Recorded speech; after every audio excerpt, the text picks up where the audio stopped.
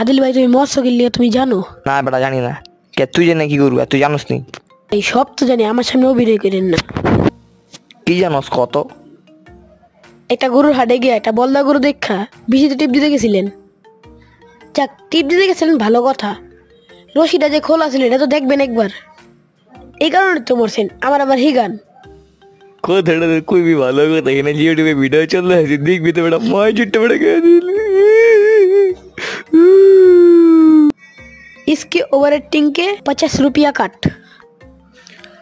তুই যে আমার কথা কইলি তুই মরছস কিল্লা, তুই এটা জানোস? আমি যে মসি কিনলে গেলে কি আপনি জানেন? তুই যে মরছস কিল্লা এটা আমি ভালো করে জানি। বাংলা মাল খাইয়া লোট লুইতে না পেরা হাতির সামনে গিয়া ডায়লগ দিতেছি রে, আমার পাদের ঠেলায় পুরো এলাকা অতিষ্ঠ।